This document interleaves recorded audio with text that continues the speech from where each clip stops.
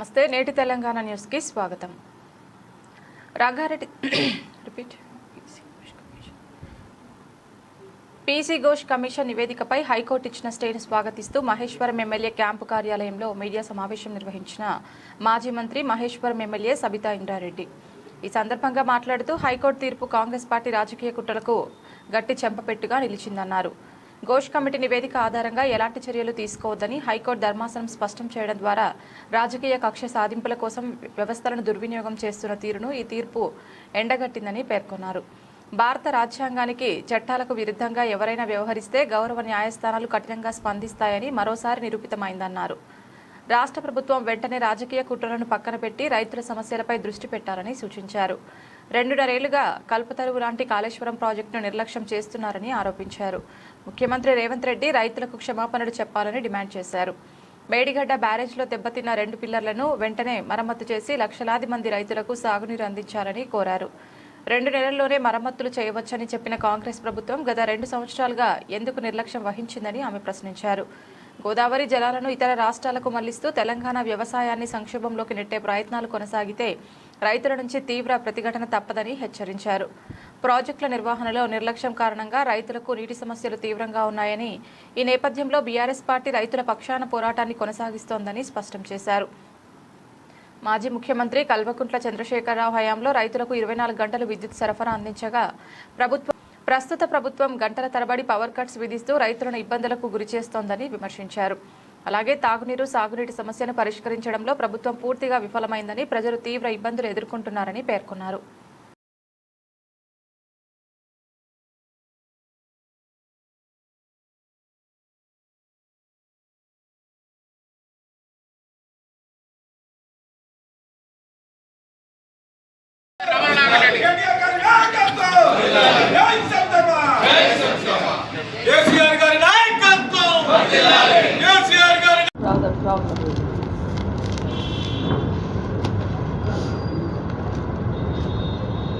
అందరికీ 2.5 సంవత్సరాల నుండి రాష్ట్రంలో కాంగ్రెస్ పార్టీ వచ్చిన తర్వాత పాలన గాలికి వదిలేసి కేసీఆర్ గారి గురించి తప్పుడు ప్రచారం చేయాలనేది ఒకటే ముందు క్రైటీరియా తీసుకొని ముందుకు పోతున్న సందర్భం చూస్తున్నాం.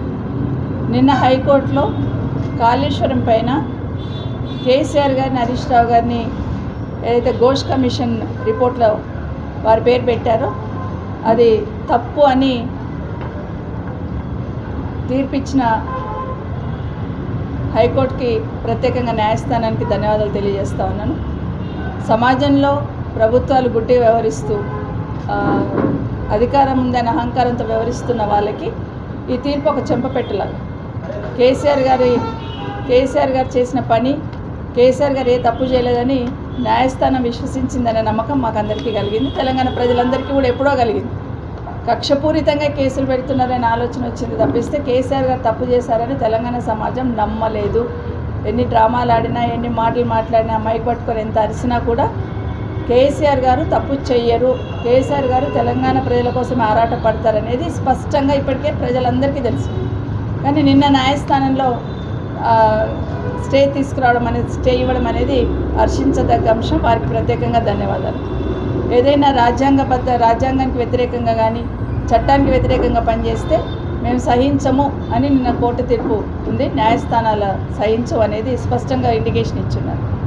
ఒక్కసారి 10 సంవత్సరాలు 12 సంవత్సరాలు వెనక్కి వెళ్తే తెలంగాణ రాకముందు రాష్ట్రం ఎట్లుండింది, తెలంగాణ వచ్చిన తర్వాత కేసీఆర్ గారు ముఖ్యమంత్రిగా బాధ్యతలు చేపట్టిన తర్వాత తెలంగాణ రాష్ట్రం ఎట్లా మారింది అనేది ఏ గల్లీకి పోయినా చెప్తారు, ఏ చెట్టును కలిపినా చెప్తుంది. గతంలో తెలంగాణ రాకముందు తెలంగాణ వస్తే ఈ ప్రాంతం చిమ్మ చీకటి అవుతుంది అన్నారు. తెలంగాణ వస్తే తెలంగాణ వాళ్ళకి పాలననే చేత కాదన్నారు. అట్లాంటిది 14 సంవత్సరాలు ఉద్యమం చేసి తెలంగాణ సాధించిన తర్వాత తొలి ముఖ్యమంత్రిగా తనదైన ముద్రతో, తనకున్న అనుభవంతో తెలంగాణను ఏ విధంగా తీర్చిదిద్దండి అనేది ఒక్కొక్కటి మనం మననం చేసుకుంటే అర్థమవుతుంది. ముఖ్యంగా కేసీఆర్ గారు ఒక రైతు కాబట్టి రైతు గురించి ఎప్పుడు ఆలోచిస్తూ ఉంటాడు. నిరంతరం రైతు గురించి ఆలోచిస్తుంటాడు. ఏ చిన్న మీటింగ్ పెట్టినా కనీసం ఒక 1 అవర్ రైతు గురించి మాట్లాడిన దాకా కేసీఆర్ గారు మనసు ఉండబట్టదు. రైతు అనేటోడు 80-90% రైతులే ఉంటారు మన దగ్గర. కాబట్టి రైతు కష్టం రాకుండా చూసుకోవాలనేది కేసీఆర్ గారి ఆలోచన. దాంట్లో ప్రధానంగా ఏమనేవారంటే రైతుకి సాగునీరు అందిస్తే బంగారం పండిస్తాడు రైతు అనే లెవెల్లో కేసీఆర్ గారు మాట్లాడేవారు. కాళేశ్వరం లాంటి ప్రాజెక్టు కేసీఆర్ గారు లేకపోతే ఆ స్థానంలో ఇంకెవరైనా ఉంటే ఇంకా 10 ఏళ్ళైనా పూర్తి అయ్యేది కాదు. ఇలాగే మాట్లాడుకుంటూ కాలం గడిపే వాళ్ళు తప్పిస్తే దాన్ని పూర్తి చేసే ధ్యాస ఎవరికి ఉండేది కాదు. కేసీఆర్ గారు ఉన్నారు కాబట్టి పక్క రాష్ట్రం వాళ్ళని బతిల్లాడి ఒక మెట్టు దిగి మన రాష్ట్రానికి మేలు జరిగేటట్టు, మనకు గోదావరిలో నీటి లభ్యత ఎక్కువ వచ్చేటట్టు కేసీఆర్ గారు నిర్ణయం తీసుకొని కాళేశ్వరం ప్రాజెక్టు కట్టిండారు. కట్టినప్పుడు కూడా కేంద్రంలో ఉన్న ప్రభుత్వం సహకరించకపోయినా, కనీసం వాళ్ళు డబ్బులు బడ్జెట్ కూడా ఇవ్వకపోయినా తనే సర్దుకొని అప్పు చేశారో సొప్పు చేశారో ఏం చేశారో ప్రాజెక్టును కట్టారు. కాళేశ్వరం అనగానే ఒకటే ప్రాజెక్ట్ అనుకుంటారు, కానీ ఒక 100 కాంపోనెంట్లకు సంబంధించిన సమాహారం అది అని అర్థం కావాలి. ఇప్పటికి చాలాసార్లు హరీష్ రావు గారు, కేటీఆర్ గారు మాట్లాడుతూ చెప్తూ ఉంటారు, కాళేశ్వరం అంటే ఏదో ఒక చిన్న ప్రాజెక్ట్ కాదు, అది దాదాపుగా 100 కాంపోనెంట్లకు సంబంధించిన ప్రాజెక్ట్ అదని చెప్తూ ఉంటారు. అన్నిటికన్నా ముందుగా 2 సంవత్సరాల నుండి ఒక గ్లోబల్ ప్రచారం చూసినాం మనం. 1,00,000 కోట్లు తినేశారు, 1,00,000 కోట్లు తినేశారు, 1,00,000 కోట్లు తినేశారు. అసలు ప్రాజెక్ట్కైనా ఖర్చు ఎంత అనేది అంటేనేమో మాట్లాడరు. బయట అసెంబ్లీలో పోతేనేమో 94,000 కోట్లు అని చెప్తారు, బయట వచ్చి 1,00,000 కోట్లు తినేశారంటారు. 94,000 కోట్లే ఖర్చు చేసింది దానిపైన స్పష్టంగా చెప్తూ బయట వచ్చి గ్లోబల్ ప్రచారం 1,00,000 రూపాయలు, 1,00,000 కోట్లు తినేశారు, 1,00,000 కోట్లు. ఇది ఈరోజు కోర్టు ఏదైతే చెప్పిందో మళ్ళీ మాట్లాడకుండా ఉండాలి కాంగ్రెస్ పార్టీ వాళ్ళు. నిజంగానే ఈరోజు కోర్టు ఇచ్చిన దాని ప్రకారం అది మిస్టేక్ జరిగింది, పొరపాటు జరిగింది, తప్పు చేసినామని వాళ్ళు ఫీల్ అవ్వాలి. ఈరోజు కాళేశ్వరం ప్రాజెక్టు కడుతున్నప్పుడు దాదాపుగా 3 బ్యారేజ్లు 94,000 కోట్లలో కూడా 3 బ్యారేజ్లు, 21 పంప్ హౌజ్లు, 19 సబ్స్టేషన్స్ కట్టారు. దాంట్లో 15 రిజర్వాయర్స్. ఏ మూసికైతే నీళ్లు తీసుకొస్తానని చెప్తుండ్రో ఆ రిజర్వాయర్లు కూడా కాళేశ్వరంలో భాగమే. ఈరోజు రేవంత్ రెడ్డి గారు మూసిలో నేను గోదావరి నీళ్ళు పారిస్తానని చెప్తున్న రిజర్వాయర్ కూడా కాళేశ్వరంలో భాగమే. అదే కాకుండా సొరంగ మార్గాలు, ఒక చిన్న సొరంగం దొన్నాలంటేనే మొన్న SLBC టన్నల్ తవ్వినారు, దాంట్లో 6 మంది చచ్చిపోయినారు, ప్రణాళిక లేకుండా ఏం లేకుండా మొన్న కాంగ్రెస్ పార్టీ వచ్చిన తర్వాత. అట్లాంటిది సొరంగ మార్గాలు 203 కిలోమీటర్ల సొరంగ మార్గాలు తవ్వారు ఈ ప్రాజెక్టులో. ఆ 203 కిలోమీటర్ల సొరంగ మార్గం ద్వారా నీళ్లు తరలించాలని ఆలోచన. అదే కాకుండా గ్రావిటీ ద్వారా, కాలువల ద్వారా ఎక్కడ అవకాశం ఉంటే అక్కడ కాలువల ద్వారా నీళ్ళు అందించాలన్నప్పుడు ఈ ప్రాజెక్టులో భాగంగా 1,531 కిలోమీటర్ల గ్రావిటీ కాలువలు ఏర్పాటు చేశారు ఇదే కాళేశ్వరం ప్రాజెక్టులో. అదే కాకుండా 98 కిలోమీటర్ల ప్రెషర్ మెయిన్స్ ఏర్పాటు చేయడం జరిగింది. ఇవన్నీ కలిపితే కాళేశ్వరం అయింది. ఏదైతే ఈరోజు మేడిగడ్డ కూలిందంటున్నామో అందులో ఒక బ్యారేజ్, అందులో కూడా ఒకటి మేడిగడ్డ దగ్గర కూడా ఆ దాంట్లో కూడా ఒక్కదానికి మేడిగడ్డకు అయిన ఖర్చు 3,800 కోట్ల రూపాయలు. దాంట్లో 85 పిల్లలు వచ్చినాయి. 85 పిల్లలలో 2 పిల్లలు మాత్రమే కుదించకపోయినాయి అంటున్నారు. నేనైతే ఎప్పుడు మాట్లాడుతూ ఉంటాను, కుదించకపోతే భూమిలోకి ఇట్లా కదిలినట్టు కావాలి తప్పిస్తే పేల్చినట్టు ఎందుకు ఉంటుంది అని అంటూ ఉంటాం. ఆ రోజు ఇంజనీర్ ఏదైతే అక్కడ ఉన్న ఇంజనీర్ ఒక కంప్లైంట్ ఇచ్చినాడు పోలీస్ స్టేషన్లో, ఇది ఎవరో కూల్ చేశారు, ఎవరో బాంబు పెట్టి పేల్చేశారని. దాని మీద ఎంక్వైరీ ఉండదు, కానీ కేసీఆర్ గారు చేసిన పనిని తక్కువ చేసి చూపించే ప్రయత్నంలో భాగంగా ఈ ఎంక్వైరీ, ఘోష్ కమిషన్ ఎంక్వైరీ అని, ఇంకో ఎంక్వైరీ అని, ఇంకోటి అని ఏడబడితే మాట్లాడడం, ఇప్పటి వరకు కాళేశ్వరం నీళ్ళు రాలేవని మాట్లాడడం, రకరకాలు మాట్లాడిన సందర్భం చూసినాం. అన్నిటికన్నా ఎక్కువగా వరల్డ్లో, ప్రపంచంలో అతి ఎత్తైన ప్రాజెక్ట్ ఏదంటే కాళేశ్వరం. అది మనలకు అర్థం కాదు, ఇక్కడ ఉన్న కాంగ్రెస్ పార్టీలకు అర్థమవుతలేదు, కానీ ప్రపంచంలో గుర్తించినారు.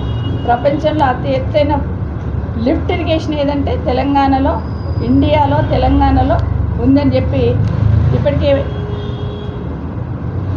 సందర్భం.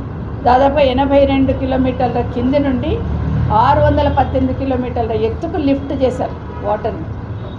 అంటే నది ఎక్కడ వంపుంటే అక్కడ నది పోతుంది, కానీ నదికి వెనకకి నడకలు నేర్పినాడు కేసీఆర్ గారు. ప్రతి జిల్లా సస్యశ్యామలం కావాలని, ప్రతి రైతుకి నీరు అందాలనే సంకల్పంతో దీన్ని పూర్తి చేసిన సందర్భం చూస్తున్నాం. ఇంకా కొంత ఒక 200 కోట్లు ఖర్చు పెడితే ఇంకా కాలువల ద్వారా నీళ్ళు అందించవచ్చు, కానీ ఆ సంకల్పం లేదు ఇక్కడున్న ప్రభుత్వానికి, ఇప్పుడున్న ముఖ్యమంత్రి గారికి, ఇప్పుడున్న ప్రభుత్వానికి. ఎంతసేపు ఈ ప్రాజెక్టు కూలిపోవాలనే ఆశించిండ్రు వాళ్ళు. ప్రాజెక్టు కూలిపోవాలని ఆశించి కూలేశ్వరం అని పేరు పెట్టారు. అదే కాళేశ్వరం దగ్గర పోయి నిన్న దండం పెట్టుకొచ్చినారు, కూలేశ్వరం అని మాట్లాడారు. దేవుడు ఖచ్చితంగా చూస్తూ ఉంటాడు పైన. కాళేశ్వరంను భగవంతుని పేరు మీద పెట్టిన ప్రాజెక్టు కూలేశ్వరం మాట్లాడుతుంది. ఈ ప్రభుత్వం కూడా కూలిపోవడానికి చాలా తొందరలోనే ఉందనేది అర్థమవుతుంది. అదే ప్రాజెక్టు 2 సంవత్సరాలు దాదాపు పెద్ద వరద వస్తే కూడా తట్టుకొని నిలబడ్డది. ఒకసారి అయితే 25 లక్షల క్యూసెక్కుల నీరు వరద వచ్చింది, అయినా కూడా మేడిగడ్డకి ఏం కాలేదు. ఇప్పటికైనా ఈ ప్రభుత్వం కళ్ళు తెరిచి 2 నెలల్లో రిపేర్ అవుతుందంట. మరి 2 సంవత్సరాలు ఎందుకు వృధా చేశారు? 2 నెలల్లో ఈ 2 పిల్లలు రిపేర్ చేసేయమని రేవంత్ రెడ్డి గారు అక్కడున్న కాంట్రాక్టర్లకు చెప్తా ఉన్నారు, అధికారులను ఆదేశిస్తూ ఉన్నారు. మరి 2.5 సంవత్సరాలు ఎందుకు వృధా చేశారు? రైతులకు ఎందుకు నష్టం చేశారు? కేసీఆర్ గారి మీద నింద వేయాలనే ప్రయత్నమే చూసారు తప్పిస్తే రైతులకి నష్టం జరుగుతుందన్న ఆలోచన ప్రభుత్వానికి రాలేదు. ఇప్పటికైనా పిల్లలు తొందరగా రిపేర్ చేసి రైతులకు ఇబ్బంది లేకుండా చూసుకోవాలని కోరుతూ, అదే కాకుండా ఇంకొక మాట కూడా మనం ఎన్నికల కొత్తలో చూస్తున్నాం. ఆ పిల్లలు 2 కుదించకపోతే కూడా అదే కాంట్రాక్టర్ నేనే చేసిస్తా, మాకు పర్మిషన్ ఇవ్వండి అన్నారు. కానీ కనీసం అలా చేయడానికి కూడా పర్మిషన్ ఇవ్వలేదు. ఇవ్వకపోగా వాళ్ళని కూడా నెట్టేసిన ప్రయత్నం చూస్తున్నాం. ఇదే కాకుండా ఎన్నికల కన్నా ముందు చూస్తున్నాం. కేసీఆర్ గారు ఉన్నప్పుడు, ఈ ప్రభుత్వం రాకన్నా ముందు మన రాష్ట్రంలో రైతులు ఏ విధంగా పంటలు పండించిందని చూస్తున్నాం. 2014లో చూద్దాం, తర్వాత మొన్న ఈ కాంగ్రెస్ ప్రభుత్వం వచ్చేంత వరకు కూడా మన రైతులు ఎంత గొప్పగా పంటలు పండించిందనేది ఖచ్చితంగా ఆలోచించాల్సిన అవసరం ఉంది. దాదాపుగా 3 కోట్ల మెట్రిక్ టన్నుల వరి ధాన్యం వరకు పండించున్నారు. అంటే పంజాబ్ను తలదన్నే దిశగా మన రాష్ట్రంలో రైతులు వరిని పండించారంటే అది కాళేశ్వరం గొప్పతనం అని కూడా తెలియజేసుకుంటే, ఇదే కాకుండా కేసీఆర్ గారు ఇంకొక మాట అంటూ ఉంటారు, కాళేశ్వరంతో పాటు పాలమూరు రంగారెడ్డి కూడా పూర్తి చేయాలని. పాలమూరు రంగారెడ్డికి సంబంధించి దాదాపుగా 90% వరకు పూర్తయిన తర్వాత కూడా కనీసం అటు పక్క కూడా, నేను పాలమూరు బిడ్డని చెప్పుకుంటున్న ముఖ్యమంత్రి గారు కనీసం ఆ ప్రాజెక్ట్ మీద ఒక్కసారి కూడా రివ్యూ చేయరు. దాని గురించి అది పూర్తి చేయాలనే ఆలోచన ఈ ప్రభుత్వానికి లేదు. కాగా కేసీఆర్ చేసిన పనిని నష్టం జరిగిందని చూపించే ప్రయత్నం చేస్తున్న దానికి ఈరోజు కోర్టు ఇచ్చిన తీర్పును స్పష్టంగా అర్థమైంది. ఇప్పటికైనా ఈ ప్రభుత్వం పద్ధతి మార్చుకోవాలి. ఎన్నో రకాలుగా ప్రయత్నం చేస్తుంది కేసీఆర్ గారి నిశాన చెడపాలనే ప్రయత్నం. ముఖ్యంగా సాగునీటితో పాటు తాగునీరు ఒక యజ్ఞంలాగా చేశారు కేసీఆర్ గారు. మిషన్ భగీరథ అనేది తీసుకొచ్చి ప్రతి ఇంటికి నల్లా ద్వారా నీళ్ళు ఇచ్చిన ఘనత కేసీఆర్ గారికి దక్కుతుంది. తెలంగాణ రాష్ట్రాన్ని ఆదర్శంగా తీసుకొని భారతదేశంలోనే హర్ ఘర్ జల్ అని మోడీ గారు ఒక ప్రాజెక్ట్ తీసుకున్నారు. ఈరోజు ఆ మిషన్ భగీరథకు సంబంధించిన నీళ్లు కూడా వస్తలే ఊర్లలో. కనీసం ఆ చేసిన పనిని కూడా కనీసం మెయింటైన్ చేయడానికి చేతనైతలేదు ప్రభుత్వానికి. సమ్మర్ వచ్చిందంటే ఇప్పుడు ఏ కాలనీ పైన మంచినీళ్ళ సమస్యలు ఉన్నాయి, ఊర్లలో కూడా కట్ అవుతూ ఉంది. ఇంకో 3వ అంశం కేసీఆర్ గారు చేసింది 24 గంటల పవర్. అసలు తెలంగాణ వస్తే చీకటి అయిపోతుంది రాష్ట్రం అనుకున్న మాట్లాడిన వాళ్ళ నోళ్ళు మూయించే దిశగా 24 గంటల పవర్ ఇచ్చినారు. ఉదయం రైతులు వచ్చి చెప్తున్నారు నాకు, సాయంత్రం 5 గంటలకు పవర్ పోతే తెల్లవారుజామున 3 గంటలకు వస్తుందమ్మా అంటే దాదాపు 10 గంటల పవర్ కట్ చేస్తున్నారు. కేసీఆర్ గారు ఉన్నప్పుడు 24 గంటల పవర్ ఉంది. ఈ ప్రభుత్వం వచ్చినాక 10 గంటలు కట్ చేస్తున్నారు అమ్మని చెప్తా ఉన్నారు. దేంట్లో చూసినా వైఫల్యం, దేంట్లో చూసినా రాష్ట్రానికి నష్టం కలిగించే ప్రయత్నం ఈ ప్రభుత్వం చేస్తూ ఉంది. ఏదైతే కాళేశ్వరం ప్రాజెక్టును దుమ్మెత్తిపోయాలనుకున్నారో అదే గోదావరి నీళ్ళల్లో మేము మాట్లాడి కొట్టుకుపోయినాయి అనేది వాస్తవంగా అర్థమవుతుంది. ఇప్పటికైనా ఈ ప్రభుత్వం కళ్ళు తెరిచి కేసీఆర్ గారి మీద నిందలు మోపడం, కేసీఆర్ గారి నిశాన చెడిపిద్దామనే ప్రయత్నం చేయడం, కేసీఆర్ గారిని తక్కువ చేసి మాట్లాడే ప్రయత్నం చేయడం అనేది మానుకోండి. ప్రజల కోసం, ప్రజల పక్షాన ఈ ప్రాజెక్ట్ ఆ 2 పిల్లలు తొందరగా పూర్తి చేసి ప్రజలకు నీరు అందించాలని కోరుతూ, ముఖ్యంగా కేసీఆర్ గారు ఇంకొక పని కూడా మిషన్ కాకతీయ ద్వారా చెరువులన్నీ పూడికదీసి ఇదే కాళేశ్వరం ప్రాజెక్ట్ ద్వారా అన్ని చెరువులు నింపినారు. గతంలో చెరువులు నింపి చెరువులలో చేపలు వేసిన సందర్భం కూడా చూస్తున్నాం. ఇవన్నీ కూడా అటుకెక్కిచ్చేసి కేసీఆర్ గారు చేసిన ప్రతి పనిని అటుకెక్కిచ్చేసి ఈరోజు రాష్ట్రాన్ని అధోగతి పాలు చేస్తూ ఉన్నారు. ఇప్పటికైనా ఈ ప్రభుత్వం కళ్ళు తెరిచి కాళేశ్వరం ప్రాజెక్టులో ఉన్న 2 పిల్లలు, మేడిగడ్డలో ఉన్న 2 పిల్లలు రిపేర్ చేసి ఇమీడియట్గా రైతులకు నీరు అందించాలి. భేషజాలకు పోవద్దు, ప్రతి చెరువుని నింపాలి. గతంలో కేసీఆర్ గారు ఏ విధంగా తాపత్రయపడేవాళ్ళు చెరువు నింపాలని కూడా తెలియజేసుకుంటూ, ఇప్పటికే తెలంగాణ ప్రజలకు స్పష్టంగా అర్థమైంది కేసీఆర్ గారు ఏ పని చేసినా రైతుల కోసం, తెలంగాణ ప్రజల కోసం చేశారు. కేసీఆర్ గారు ఏ పని చేసినా తెలంగాణ ప్రజల అభివృద్ధిని ఆకాంక్షించారు, సంక్షేమాన్ని ఆకాంక్షించారు. కాబట్టి ప్రతి పనిని శాశ్వతంగా ఉండిపోయేటట్టు చేసిన సందర్భం. కాబట్టి కాళేశ్వరం ప్రాజెక్టు ఇంకొకటి కూడా బీజేపీకి సంబంధించిన వాళ్ళు 2 పిల్లలు కుంగిపోయినాయినా కానీ ఎన్డీఎస్ఏ వాళ్ళని పంపించారు. కానీ ఎస్ఎల్బీసీలో అంతగానం కొట్టుకపోతే 6 మంది చనిపోతే అటుపక్క ఎన్డీఎస్ఏ చూడదు. అదే కాకుండా వట్టెం రిజర్వాయర్ కొట్టుకపోతే కూడా కనీసం అటు పక్కన తిరిగి చూసిన సందర్భం లేదు. అట్లాగే సుంకిశాల కూడా ఈ ప్రభుత్వం వచ్చినాక సుంకిశాల కొట్టుకుపోతే కూడా అటు పక్క తిరిగి చూడలేదు. వట్టెం పంప్ హౌస్ మునిగిపోతే చూడలేదు. పెద్దవాగు కొట్టుకపోతే కూడా అటు పక్క తిరిగి చూడలేదు. చెక్ డ్యామ్స్ అయితే ఉద్దేశపూర్వకంగా కాంగ్రెస్ పార్టీకి సంబంధించిన వాళ్ళే ఫెయిల్ చేస్తుంటే కూడా కనీసం ఇటు పక్క తిరిగి చూడట్లేదు. ఇప్పటికైనా ప్రజలకు అర్థమవుతూ ఉంది కేసీఆర్ని పొడగొట్టుకొని ఎంత నష్టపోయినామనేది ప్రజలు ఇప్పుడు ఆలోచిస్తూ ఉన్నారు. ప్రతి రైతుని కూడా కడుపులో పెట్టుకొని చూసేవాడు కేసీఆర్ గారు ఉన్నప్పుడు. రైతు బంధు టెన్షన్ కేసీఆర్, రైతు బీమా ఇచ్చారు కరెక్ట్గా. దాదాపు 5 సార్లు రైతు బంధు వేయాల్సింది ఇప్పటికీ ఒక్కసారి రైతు బంధు వేశారు. మొన్న కూడా 2 ఎకరాలకు మాత్రమే ఈరోజు రైతు బంధు వేసినని చెప్పుకుంటున్న సందర్భం చూస్తున్నాం. ఇవన్నీ కూడా ప్రజలు గమనిస్తూ ఉన్నారు. ఇప్పటికైనా ఈ ప్రభుత్వం కళ్ళు తెరిచి ఆ 2 పిల్లలు ఇమీడియట్గా రిపేర్ చేసి చెరువులన్నీ కూడా నింపి రైతులకి నీరు అందించే కార్యక్రమం చేపట్టాలని ప్రభుత్వాన్ని డిమాండ్ చేస్తాం.